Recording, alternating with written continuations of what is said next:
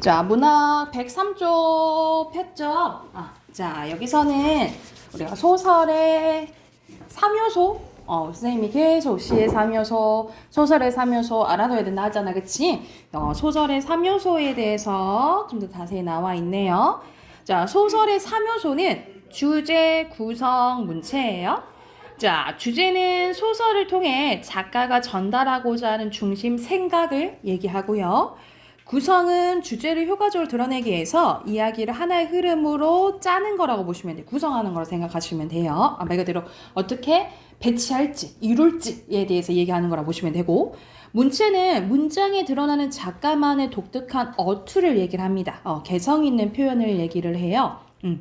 그래서 말 그대로 우리 쓰는 스타일이라고 생각하시면 되거든요. 그래서 우리가 친한 사람들의 글을 우리가 보통 예전에 친구들께 편지 많이 주고 받잖아요. 그러면 그 특유의 말하는 그 투가 있잖아. 그러면 이거 어떤 글을 봤을 때 이건 수인이가 쓴 것 같은데 뭐 이건 서준이가 쓴 것 같은데 이거 눈치를 챌 수 있단 말이죠. 그거는 문체 때문에 느낄 수 있다라고 보시면 돼요. 그리고 이 구성의 3요소가 인물, 사건, 배경이에요. 인물, 사건, 배경이고. 자, 우리 앞에서 했던 것 같은데 우리가 배경이 크게 두 가지로 나뉘어진다 했잖아요. 그렇죠? 우리가 시간과 장소를 묶어서 무슨 배경이라 한다 했죠? 그렇지. 자연적 배경이라고 한다 했고, 그리고 크게 뭐 사회적 배경, 시대적 배경이라고 보시면 될 것 같아요. 자, 밑에는 소설의 구성 단계인데, 자, 여러분이 알다시피 5단계를 거치죠? 발단, 전개, 위기, 절정, 결말. 이렇게 점점 올라가는 거는 갈등의 정도를 얘기한 거예요. 갈등의 정도가 점점점 높아졌다가 절정 이후에 이제 내려오는 거지. 자, 먼저 발단은 사건이 시작되고요. 보통 사건이 시작되기보다는 어떤 사건이 일어날 것 같다라는 사건의, 여기서는 바꿀까? 사건의 실마리가 제시된다라고 보시면 돼요. 어떤 사건이 일어날 것 같은 약간 조짐을 보이는 거지. 그리고 인물과 배경이 소개되는 게 발단이고요. 사건이 이제 시작되면서 갈등이 시작되는 부분이 전개라고 보시면 돼요. 사건이 시작하면서 갈등이 발생하는 게 전개고, 꼭 그런 건 나타나는 건 아닌데 이어질 사건이나 결말을 암시하는 것을 복선이라고 해요. 복선이 제시되는 부분이 전개라고 보시면 됩니다. 그리고 위기는 갈등이 심해지고 긴장감이 생기고, 절정은 뭐의 최고죠? 갈등의 최고조라고 보시면 돼요. 그리고 어떻게 갈등이 해결될지, 또 사건 해결의 실마리가 제시되는 부분이 절정이라고 보시면 돼요. 그리고 결말이 사건이 마무리되고 갈등이 해소되고요. 추가적으로 주제가 제시되고 주인공의 운명이 결정된다라고 보시면 되겠어요. 자, 그래서 밑에는 사랑송님과 어머니 일부분이 나와 있는데, 우리 집이 배경이고 어머니와 나, 큰 외삼촌, 그리고 낯선 사람, 이게 주인공 인물들이라고 생각하시면 될 것 같아요. 자, 옆에는 아까 선생님 넘어갔는데 문체 있었잖아. 문체 종류가 나와 있네. 자, 만연체와 간결체는 거의 조금 약간 반대 개념이라고 생각하시면 돼요. 조금 모양이 이상하네. 조금 반대 개념을 생각하시면 되는데, 약간 문장이 길고 좀 차분한 느낌이면 만연체, 반대로 짧은 문장으로, 우리가 문장이 짧으면 조금 전개가 빠르다 느껴지거든요. 속도감이나 긴장감을 느끼게 하는 게 간결체라고 보시면 되고, 뭐 예스러운 말투는 말 그대로 예전에 약간 한자어를 많이 쓴다든가 관용구를 많이 쓴다든가 이런 것들 있잖아요. 이건 예스러운 말투니까 우선 뭐 만연체, 간결체 뭐 이렇게 쓰시면 될 것 같고요. 또 뭐 어떻게 얘기하기도 하냐면 조금 부드러운 느낌이야. 그러면 우유체라고 하고요. 우리 우유 보단할 때 들어봤죠? 그때 우유야. 그리고 조금 강하다, 강건체 이렇게 생각하시면 되고요. 또 어떤 말투가 있냐면 만약 약간 비유적인 말이나 그런 것들이 별로 없어. 그러면 건조체라고 하고 막 비유적인 것들이 막 많아. 그러면 화려체라고 해요. 문체의 종류들이 여기 추가적으로 이렇게 있다라고 보시면 될 것 같아요. 자, 밑에는 여러분 여기 완전 중요해. 여러분이 이제 소설 나올 때 요거를 찾는 문제들이 가끔 나오거든요. 인물의 성격 제시 방법이에요. 그게 직접 제시와 간접 제시가 있는데 직접 제시는 소설 속의 이야기를 전다는 서술자가 다 얘기해 주는 거야. 인물의 성격이라든지 또는 속마음 같은 것들 있죠. 속마음, 고로 심리 있죠. 이런 것들을 다 말해주면 직접 제시라고 해요. 예를 들어서 그는 뭐 성실하고 착하다 뭐 이런 식으로 다 얘기를 해주는 거야. 그래서 같은 말로 뭐라고 하냐면 말하기, 텔링이라고 하고요. 설명적 제시 또 다 말해주니까 조금 줄어들겠죠. 그래서 요약적 제시라고도 해요.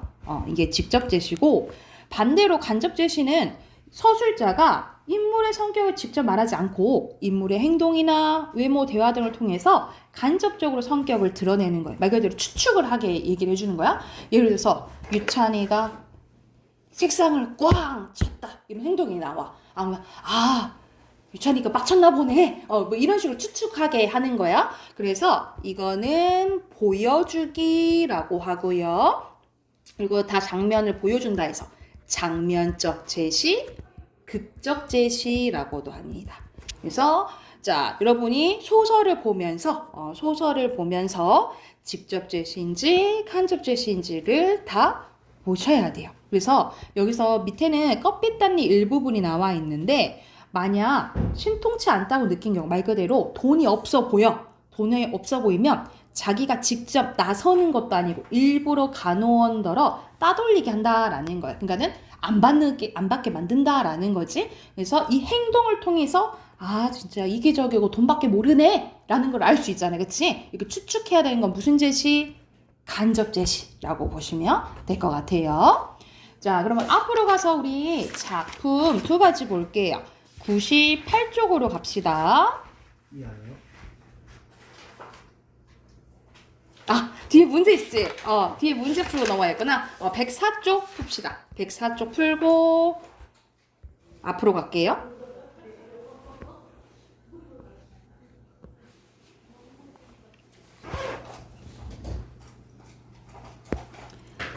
자, 1번부터 봐보면 등장인물은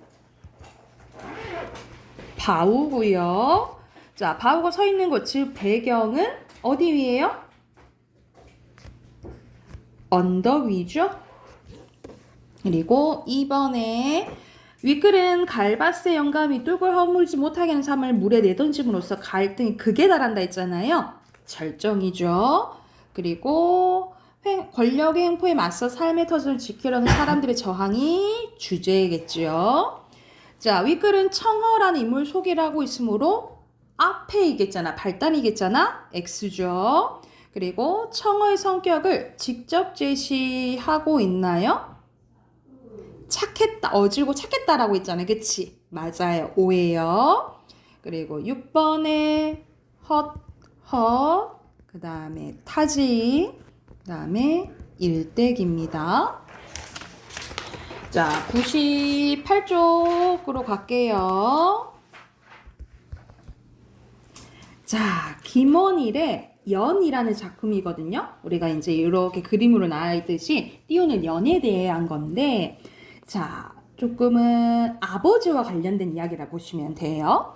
자, 바로 봐볼게. 우리 집안은 일찍부터 논이나 밭대기 한두 번 가져본 적 없었으므로 아버지는 낫이나 호미자루 한번 잡아보지 않았다. 그러니까 말 그대로 가난한 형편이었다는 거죠. 그쵸? 가난한 형편이고 아버지가 제대로 일을 했어 안 했어? 일을 안 한 거야. 그렇다고 일정한 직업을 가져본 적도 없었다. 1년을 따져 평균 9달은 집을 떠나 어디론가 떠돌아다녔고 집에 붙어있는 나머지 딸은 낚시로 소일을 했다. 이태전 봄까지만 해도 우리는 읍내 거리 장마당 부근에 살았는데, 말 그대로 시장 있잖아요. 시장 근처에 살았는데 그때 엄마 역시 근동 장터에 떠돌아 어물 장사를 했고, 아버지는 읍내에서 4km 정도 떨어진 지금 우리가 사는 주남 저수지에 낚시를 다니며 늘 집 떠날 궁리를 하고 지냈다라는 거죠. 그러니까 아빠는 엄청 자유로운 영혼인 거야, 그지? 자, 새마을 도로가 확장되는 통에 우리가 세든 읍내 장터집이 헐리게 되자 아버지는 엄마를 졸라 주남저수지 옆 민씨 별채로 이사를 오게 된 거야. 주남저수지는 우리나라에서 알아주는 철새 도라지 아닌가? 내가 새를 좋아하거든 이라고 얘기를 해요. 자, 아버지는 새를 좋아하는데 여러분, 새는 어때? 자유롭게 날아다니잖아요, 그치? 그래서 아버지가 새를 좋아하는데, 왜냐면 이 새가 자유를 상징한다라고 보시면 돼요. 아버지는 항상 이걸 갈망하는 거지. 당신이사 땅으로 걸어댕기는 철새인께 날아댕긴 철새가 좋겠지. 그런데 새 구경하는 것도 좋겠지만 그 구경 댕기면 밥이 생기요, 떡이 생기요. 엄마는 당장 목구멍에 포도청에 먹는 게 먼저 먹고 살긴 게 문제인 거야. 엄마는 말도 되지 않는 소리라는데 한숨을 내쉬며 돌아앉고 말았다. 그거 말고도 관리인 민씨 말이 타지에서 오는 낚시꾼들 뒷바라지 해주면 찬값 정도는 번다 안 카나? 반찬값 정도 나 벌 수 있어 라고 얘기를 한 거야. 엄마는 그쪽으로 이사하면 당장 장사 다니는 길이 먼 줄 알면서도 어떻게 아버지가 집에 눌러 있어 좀 있을까라고 싶었던지 그 말에 선생님이 동의를 한 거예요. 그래서 주남 저수지 쪽으로 이사를 와서 보름채가 지났는데, 근데 보름도 못 지나서 아버지는 떠나고 말았다라는 거죠.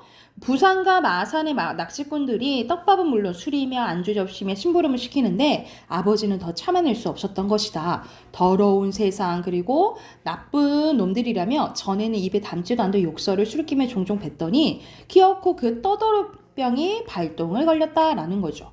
늘 궁금한 일이지만 아버지는 집을 떠나 떠돌 동안 숙식을 어떻게 해결하고 다니는지 알 수가 없었다. 그로부터 2달 뒤 여름이 끝날 무렵이야 아버지는 돌아왔는데 2달 뒤에 온 거예요.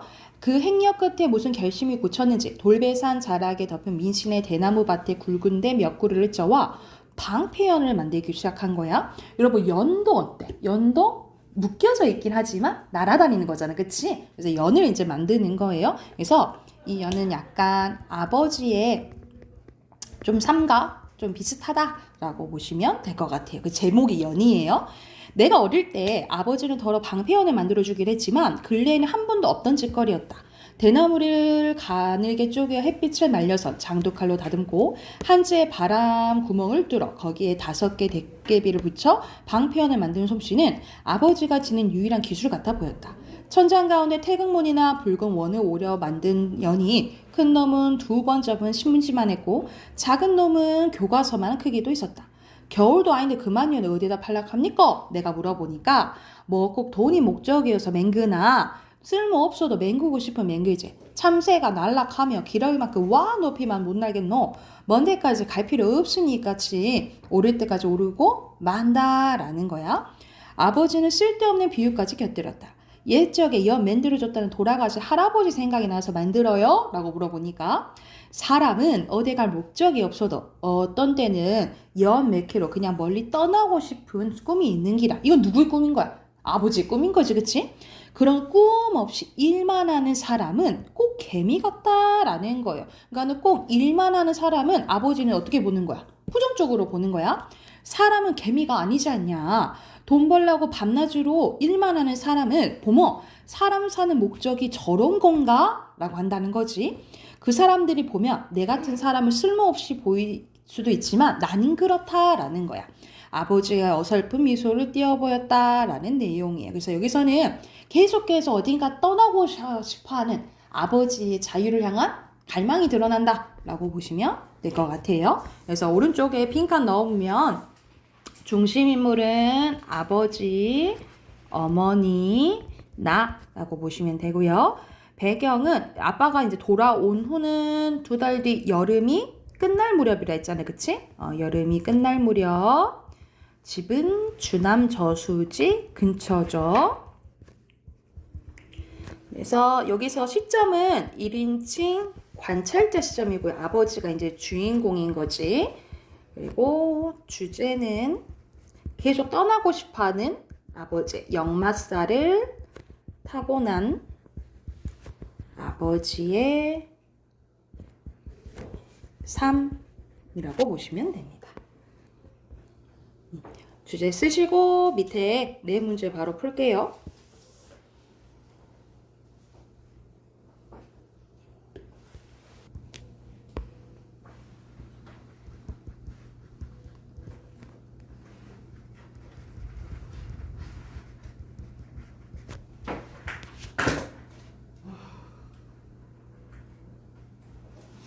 자, 1번에 아버지 주남저수지죠? 2번에 알맞은 것은? 4번. 4번이고요. 3번에 알맞지 않은 거?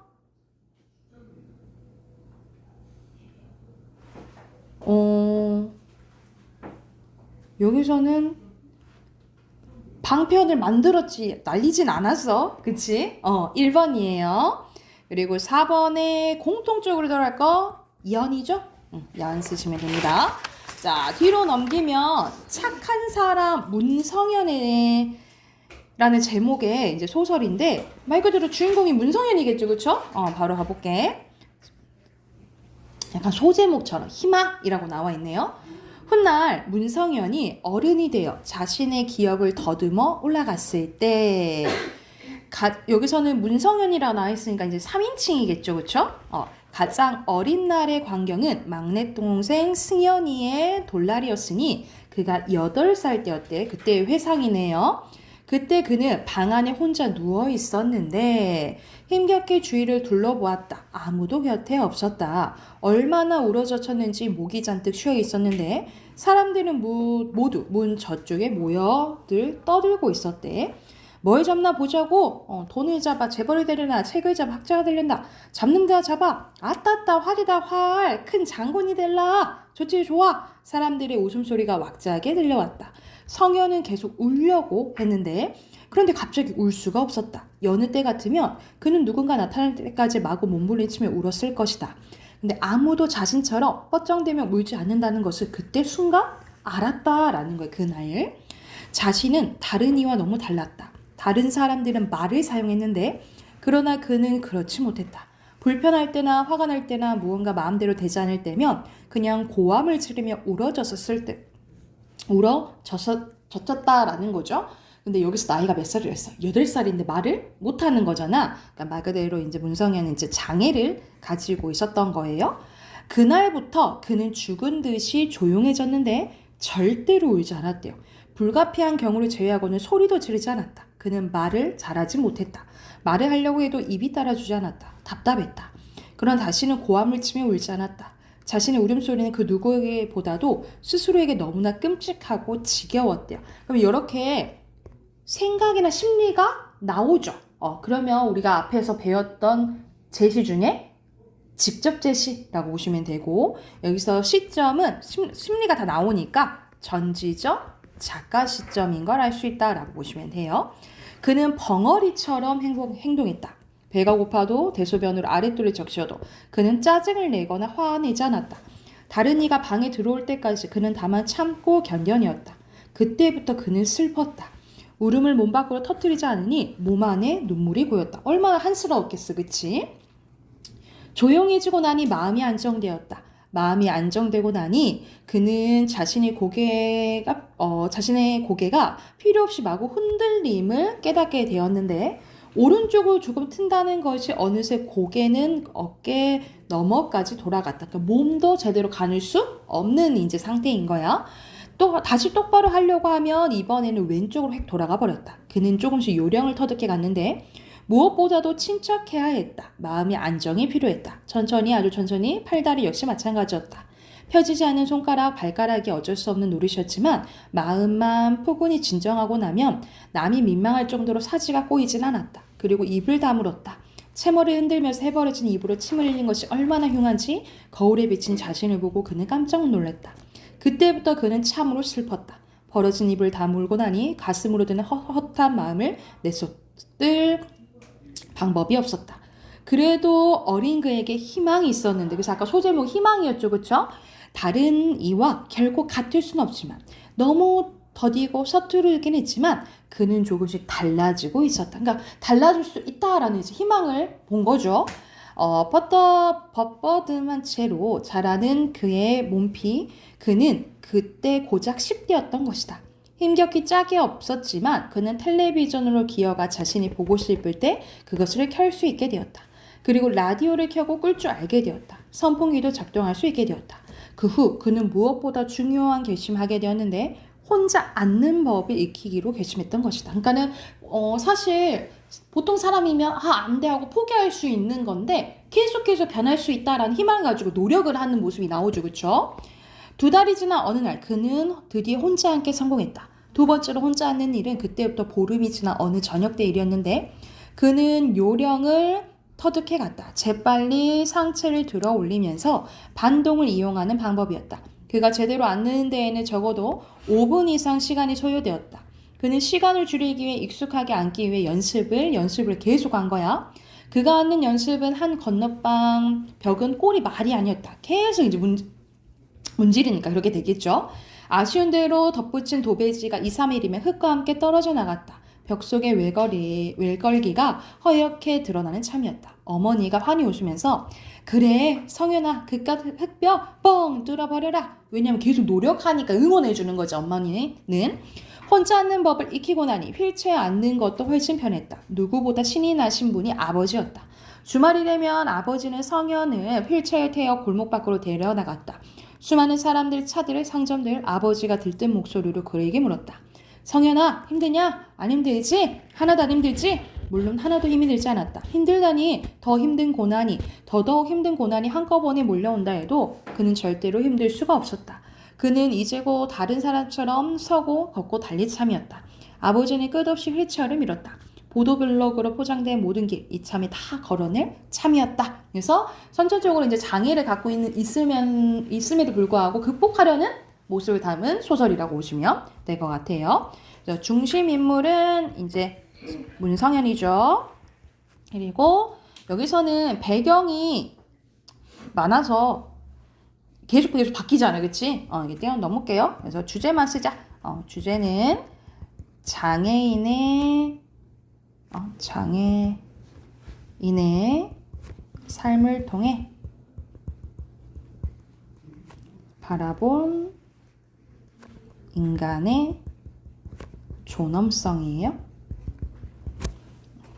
주제 쓰시고 뒤에 네 문제 풀게요.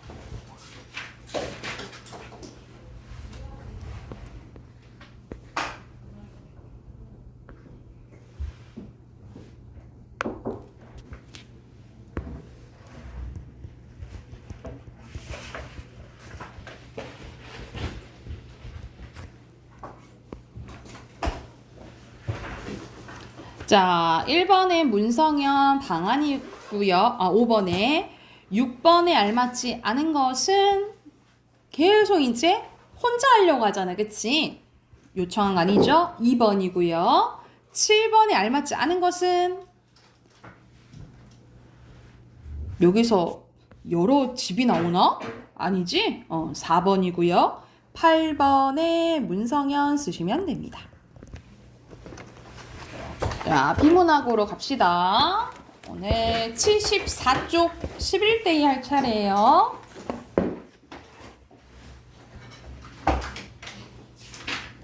자, 74쪽부터 문제 쭉 먼저 풀게요. 중심 문장이라 핵심을 찾아보시고 78쪽까지 하시면 됩니다.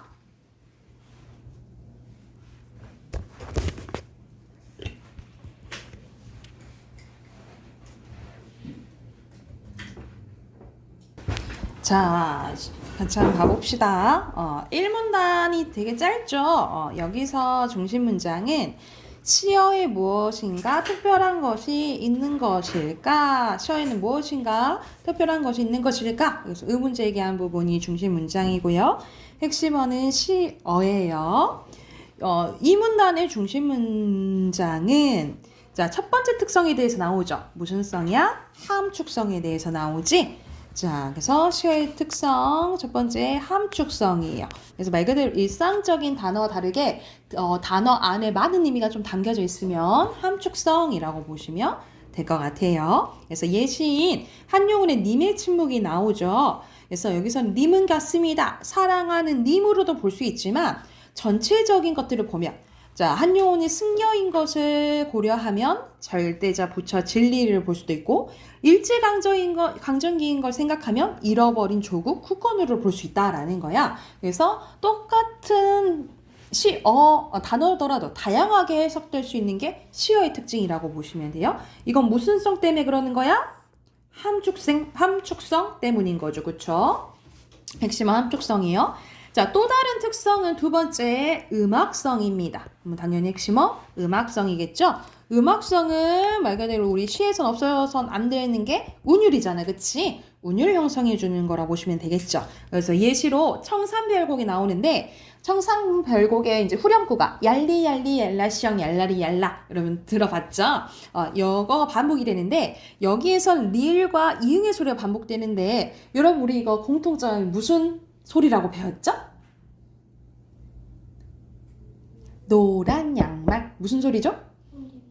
맞아. 울림소리. 울림소리는 어떤 역할을 하냐면 좀 밝고 경쾌한 느낌을 준다라고 보시면 돼요. 그래서 이런 반복을 통해서 뭘 느낄 수 있다? 음악성, 고로 리듬감을 느낄 수 있다라고 보시면 될 것 같아요. 그래서 이런 시의 특성을 보고 시를 잘 감상해보자 라는 내용이네요. 마지막 문장을 중심 문장으로 볼게요. 핵심어는 시어의 특성입니다. 1번의 시어 2번에 알맞지 않은 것은 마지막에 뭐 비교하는 거 나오나요? 안 나오잖아. 3번이고요. 3번의 순서대로 함축성 그리고 음악성이죠. 4번에 알맞지 않은 것은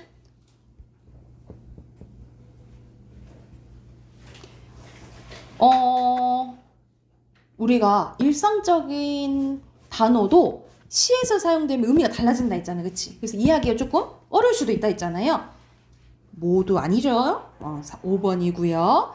5번에 알맞지 않은 것은 여기서는 돌담에 햇발같이 샘물같이 이게 반복되지. 그치? 자, 봄날의 길은 한 가지 의미 우리 시어는 한 가지로 해석되지 않는다 했어. 2번입니다. 자, 두 번째는 애니메이션에 대해서 나오네요. 애니메이션의 뜻 바로 나오네. 애니메이션이란 만화나 인형을 이용하여 그것이 마치 살아있는 것처럼 생동감 있게 촬영한 영화 혹은 이러한 영화를 만드는 기술을 의미를 합니다. 그래서 이건 어떤 과정을 만들어질까? 의문 제기했네요. 그래서 만들어지는 과정이 나와요. 첫 번째, 애니메이션을 만들 때 가장 먼저 해야 하는 것은 시나리오를 쓰는 일입니다. 그래서 표현하고자 하는 작품의 주제를 정하고 인물의 성격을 결정한 후 전체적으로 어떻게 내용을 전개해 날 것인가를 정해야 된다라는 거야. 이 시나리오가 재밌어야 완성된 애니메이션도 여러 사람의 흥미를 끌 수 있으므로 이게 출발이자 핵심 단계다라는 거죠. 첫 번째, 뭐를 작성해야 돼?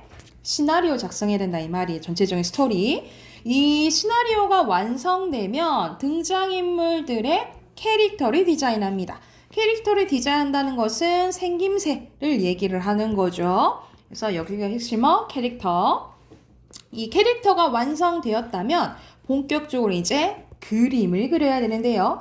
그림을 구체적으로 그리기 전에 애니메이션 속 장면의 초안의 그림 문서, 즉 전체적인 이야기 내용을 쉽게 이해할 수 있도록 주요 장면을 그린 게 뭐예요? 스토리보드라는 거야. 이 스토리보드에는 주요 장면뿐만 아니라 주제와 화면에 대한 제목, 그 화면에 대한 설명, 어떤 장면과 연결되는지 기록된대요. 스토리보드가 완성된 후에는 이를 바탕으로 등장인물의 동작이 자연스럽게 이어질 수 있도록 1초당 12장 정도 그림을 그려야 된대요.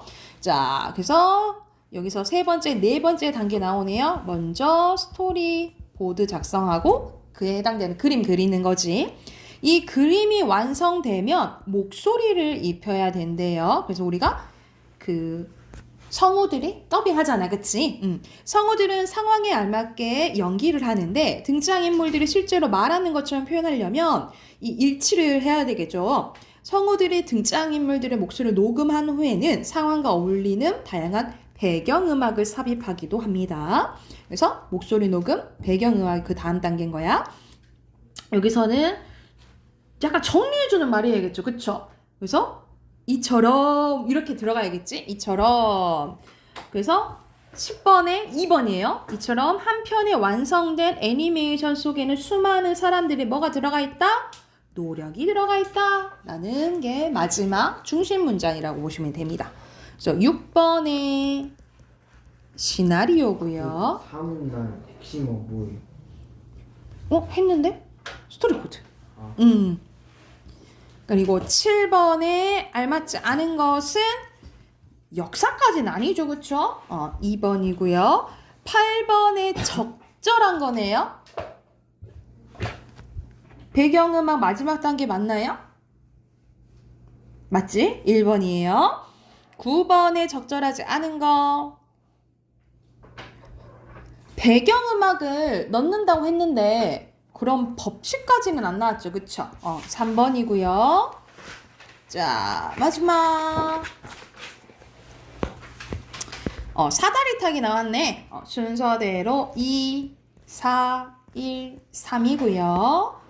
5번에 3번, 6번에 2번, 7번에 2번이고요. 8번에 리을, 니은, 기억, 디귿이고요.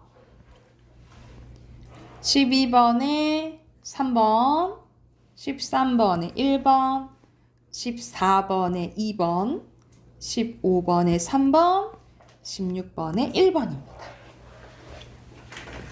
자, 우리 마지막 문법권 해봅시다. 우리 숙제 있었죠? 146쪽 펴세요. 숙제 확인합시다.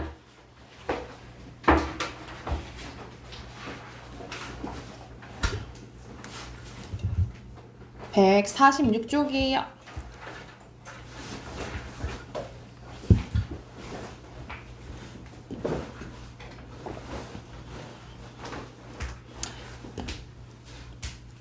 폈나요?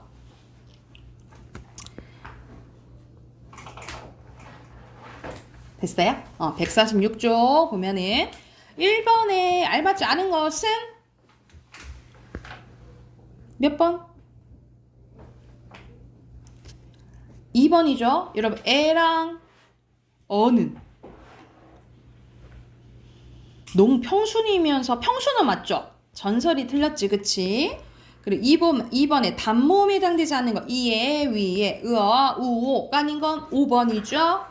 자, 3번에 이거는 다 있어야 돼. 전설모음도 있어야 되고 후설모음도 있어야 되고 고모음, 중모음, 저모음 다 있어야 되고 평순이랑 원순도 다 포함을 해야 된대요.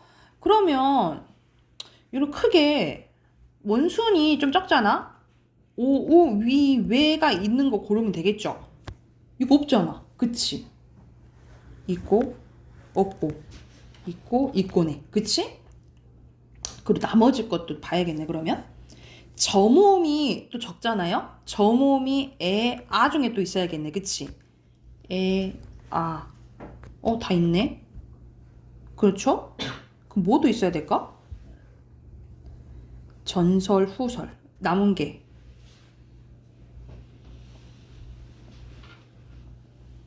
고모음, 중모음, 저모음.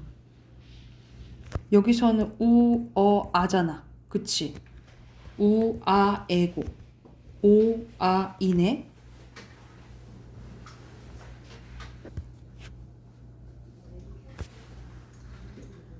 여기 고모음이 뭐예요, 여러분?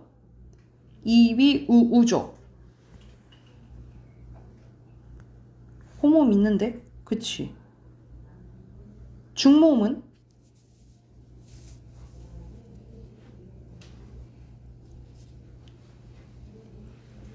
이거는 다 뭐예요? 다 후설이네. 그치? 그러면 안 되네. 그죠? 동그라미 치고 봐봐야겠구나. 그치? 우아에는 우아에 중모음이 없다. 그쵸? 그죠? 그리고 오, 아, 이니까 다 있네. 그치? 5번이네. 여러분. 5번이네. 이건 좀 볼 게 많았다. 그치? 자, 4번에 알맞지 않은 것은 잇몸 7개로 가장 많죠? 파찰음 3개고 마찰음 2개죠. 2번이네. 5번에 두 입술 사이에서 파열음이네. 우리 파열음은 그역, 디귿, 비읍 계열인데 입술 소리는 비읍이죠. 그쵸? 그리고 잇몸과 혀끝에 닿아서 나는 유음. 유음은 꼴랑 하나잖아. 리을이잖아. 그치? 그러면 뭐야? 4번이네. 자, 6번에 소리 나는 위치가 다른 것은 키읔이니까 뭐야? 여린 입천장이죠. 키읔, 기역, 쌍기역, 이응 맞고 히읗만 다르네. 5번이고요. 자, 7번에 달과 살의 차이는 디귿과 시옷의 차이죠. 둘 다 뭐야? 잇몸 소리인데 얘는 파열, 얘는 마찰이죠. 그럼 소리 내는 방법이 다른 거지, 그치? 2번이에요. 8번에 비음은 어머니 찾으면 되잖아, 그치? 여기서 미음 있고요. 니은 있네. 두 가지 쓰면 되겠죠. 이응을 쓰면 안 돼. 왜냐하면 모음 앞에 있는 이응은 음가 없다 그랬어요, 여러분. 알겠죠? 자, 9번 가볼게요. 9번에 된소리 보내요. 된소리. 여기서는 된소리, 된소리, 된소리, 된소리인데 이거는 거센소리죠? 5번이고요. 자, 10번에 잘못 표기한 것은 아니다. 여기구나. 10번 알맞지 않은 것은 발음이네요. 입, 흘기, 달기죠. 3번이에요. 자, 11번은 왜 닭다리야? 닭다리 발음 표기야. 왜냐면 왜 이렇게 잘못 표시할 수 있겠어? 쌍격은 음절의 끝에서 기역으로 바뀌어 발음 나잖아. 그치? 바뀌어 발음되는데 이것을 그냥 다 소리대로 적어버려서 잘못 표기한 거예요. 쌍기역은 음절 끝에서 기역으로 바뀌어 발음되는데 이것을 소리 나는 대로 표기했기 때문이다.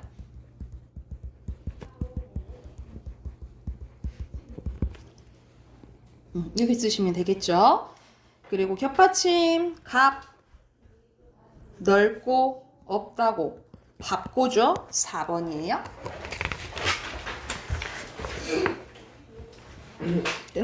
됐나요? 뒤로 넘겨서 자 13번입니다. 여러분 기역은 비음하고요. 니은은 유음하거든요. 그럼 선생님이 기역부터 해볼게. 먹물 맞고요. 입는 맞고요. 굳이 이거 구개음이니까 아니야. 담요 이거 니은 첨가니까 아니야. 닿는 맞아요. 자 유음아 중력 이거 비음하지. 막내 비음하야. 난리 맞네요. 설날 맞고요. 권리 맞아요. 그래서 답은 4번이네. 자 14번에 자 미음이 여기서는 바뀐다니까는 비읍이겠죠. 비읍이 미음의 영향으로 미음으로 바뀌는 거죠. 4번이고요. 15번에 음절의 끝소리 규칙이 적용이 되고 비음화되는 거 똑같은 거 찾아라 이 말이거든요. 그럼 먼저 음절의 끝소리 규칙이 적용되는지 봐야겠지. 솥, 대여, 전람회 안 돼. 꽃망울, 휘발유 안 돼. 영업용도 안 돼. 1번 아니면 3번인 거야. 그 다음에 비음화 되는지를 봐야 되거든요. 솥뚜껑. 그대로 솥뚜껑이야. 그치? 근데 이거 꽃망울 이렇게 되죠? 3번입니다. 됐나요? 자, 16번 갈게요. 자, 16번에 적절하지 않은 거. 칼날, 분리, 건물, 선능, 연꽃. 다 맞는 것 같다. 그치? 근데 이거 유음화돼서 설릉이에요. 설릉. 4번이에요. 17번에 해돋이, 같이. 이건 뭐야? 구개음화죠? 구개음화. 2번 붙이다죠. 자, 18번에 국외음화가 왜 안 일어납니까? 라고 했어. 여러분 국외음화의 조건은 뭐라 했어? 디귿, 티읕이 이를 만났을 때 각각 지읒, 치읓으로 발음되는 거잖아. 근데 이게 의미가 있으면 된다 했어? 안 된다 했어? 그래서 형식 형태소야 된다 했어요. 근데 여기서 밭이랑은 의미가 있어요. 의미가 있는 실질 형태소이기 때문이야. 그래서 어떻게 쓰시면 되냐면 조건을 쓰시면 되겠죠. 국외음화는 실질 형태소와 형식 형태소가 만날 때 일어나는데 여기서 밭이랑은 실질 형태소끼리 결합한 거죠. 실질 형태소끼리 결합한 단어이기 때문이다. 그래서 국외음화가 일어날 환경이 된다, 안 된다? 안 된다! 이렇게 보시면 돼요. 간단하게 뭐라 쓰시면 되냐면 이랑이, 예를 들어서 밭이랑의 이랑이 형식 형태소여야 되는데 실질 형태소이기 때문이다. 뭐 이렇게 써도 돼요. 자, 19번에 줄어들 먼저 이때는 축약이 먼저 일어나야 돼요, 여러분. 축약. 그래서 티다가 되고 그 다음에 국외음화가 일어나서 갇히다가 되는 거예요. 20번에 여기서는 교체 중에 피음화, 유음화, 국외음화가 아닌 거 골라라 이 말이야. 유음화, 비음화, 국외음화. 이건 니은 첨가네. 그치? 이건 니은 첨가 현상 관련된 거고요. 자, 21번은 축약 고르는 거네요. 이거는 첨가, 이거는 탈락, 보이다. 이거는 축약, 이건 히읗 탈락, 이건 탈락. 답 3번이고요. 자, 22번에 축약의 예가 아닌 거. 많고, 그렇지요. 여기서는 히읗이 니은 됐잖아, 그치? 이건 어떤 현상이냐면, 여러분, 음절의 끝소리 기축으로 먼저 디귿이 돼요. 그 다음에 비음화 일어나서 니은 되는 거거든요. 그래서 3번이 축약 없네. 23번에 리을 탈락이 아닌 거. 리을.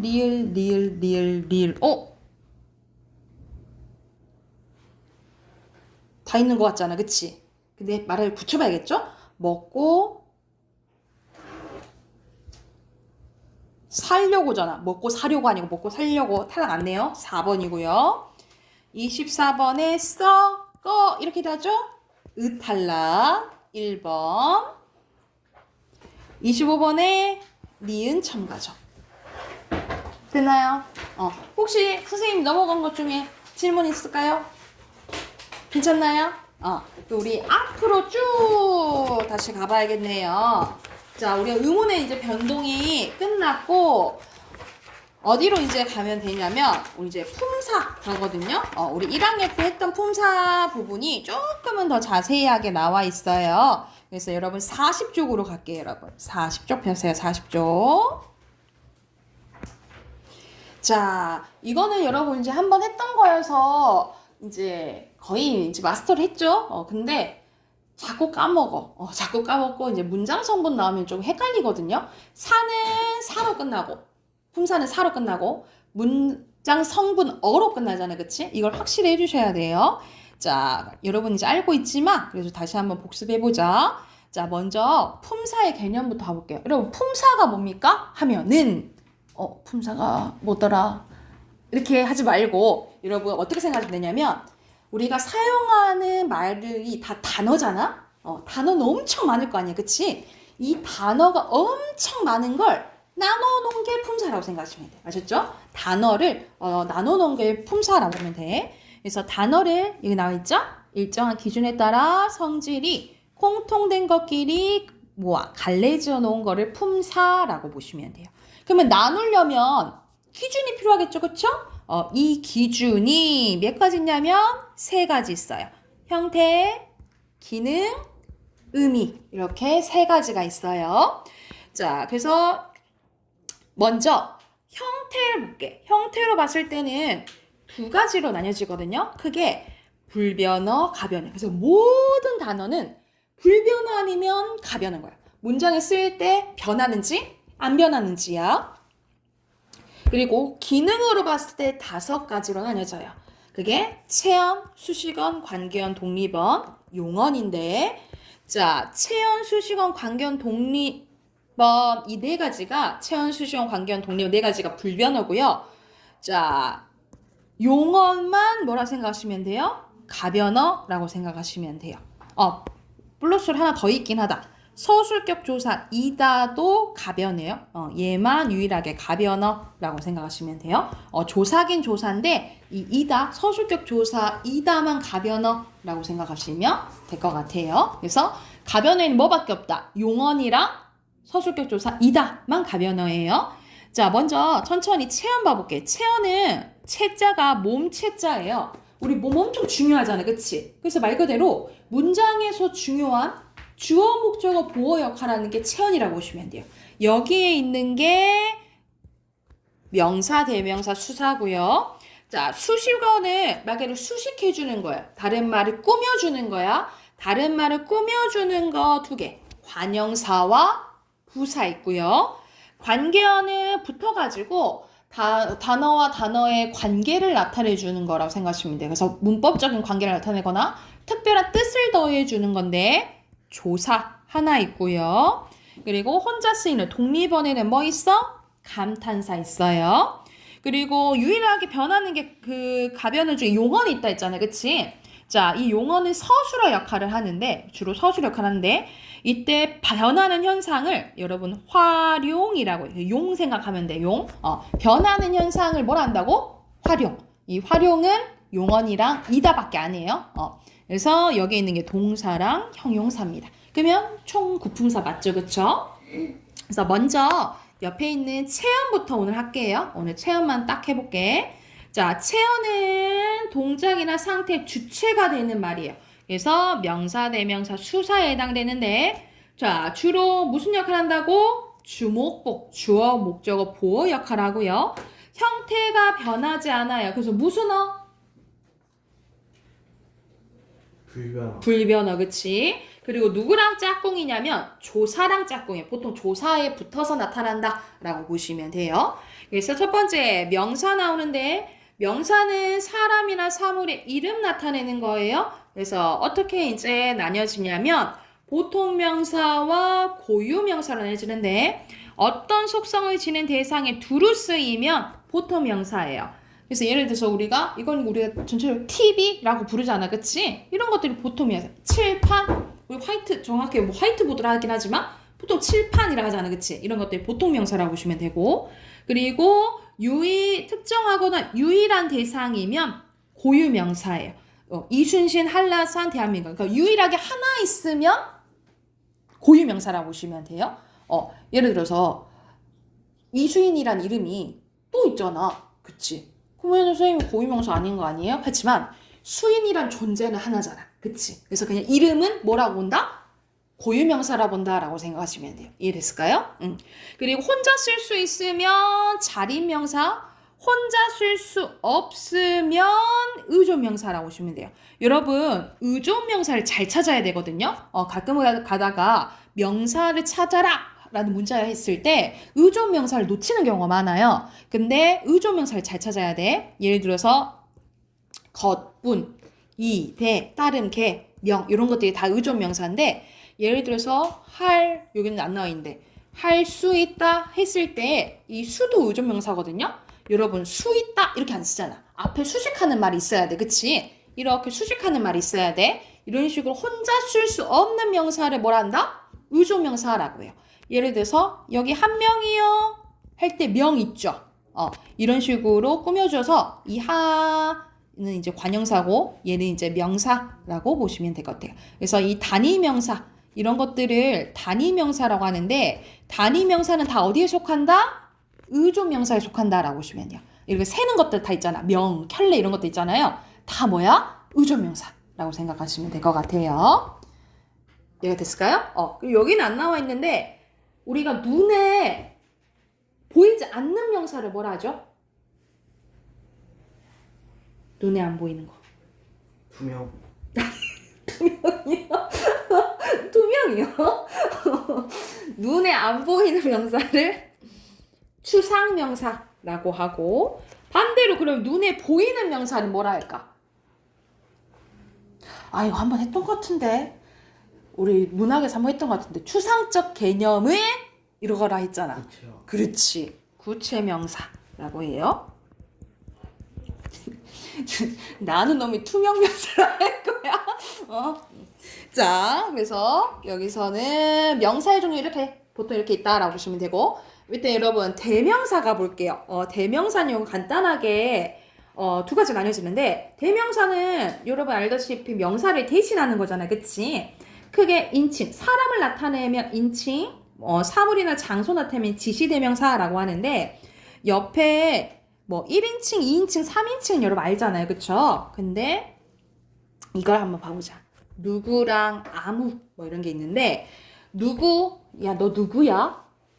할 때는 모를 때 물어보잖아, 그치? 우리가 모를 때 물어보는 이 누구는 미지칭 대명사라고 해요. 모를 때 하는 건 뭐야? 미지칭 대명사야. 근데 여러분 거기 누가 들어갈 수 있어? 아무나 들어갈 수 있어. 할 때 아무는 정해져 있지 않은 거예요. 정해져 있지 않을 때는 부정칭이라고 보시면 돼요. 정해져 있지 않을 때는 뭐라고? 부정칭이에요.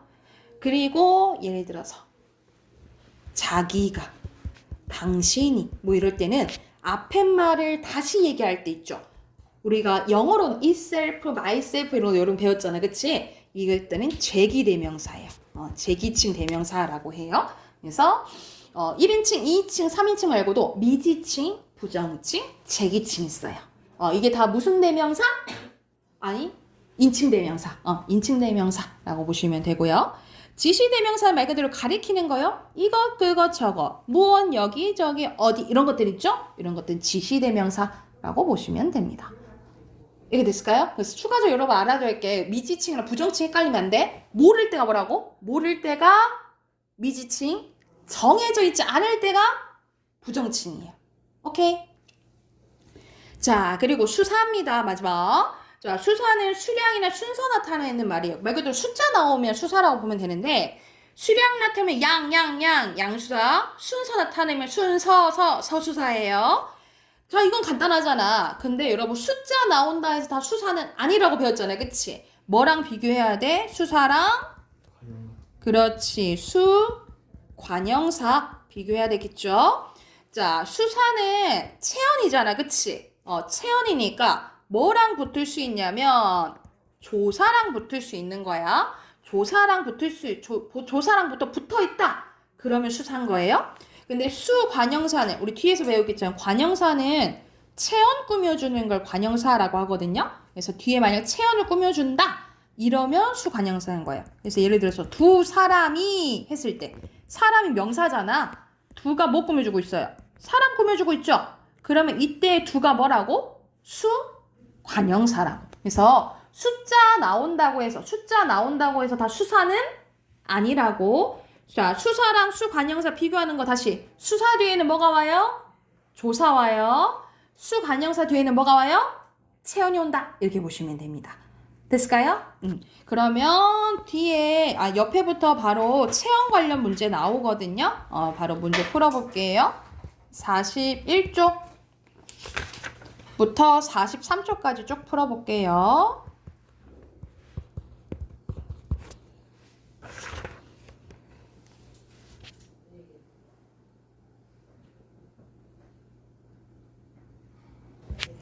좀 덜 푼 친구들 있어서 채점은 여러분 내일 할게요. 41쪽부터 43쪽 못하신 분들은 다 풀어 오세요. 아셨죠? 채점은 내일 합시다.